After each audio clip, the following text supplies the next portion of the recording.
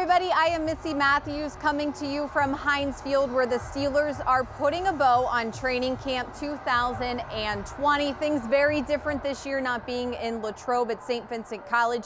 The Steelers' final day of practice on Friday. They had crowd noise, they used some music, and they also had an earlier practice. Just one of the ways that Coach Tomlin was trying to simulate a normal game week for the Steelers as they prepared for their Week 1 matchup on Monday Night Football against the New York Giants on September 14th.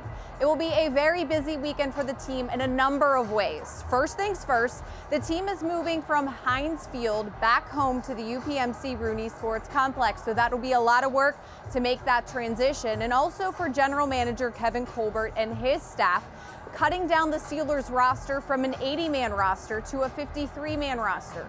That has to be done by 4 p.m. Eastern on Saturday.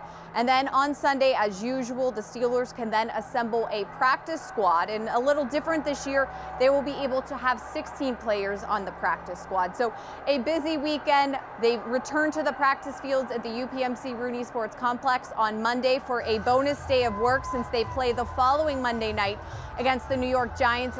And then starting next Tuesday, Coach Tomlin will begin his weekly press conference with the media to preview the upcoming game. That, of course, will be happening around noon, and you can watch it on all the Steelers platforms and on Steelers.com. That will also be our first edition of the regular season Steelers Live.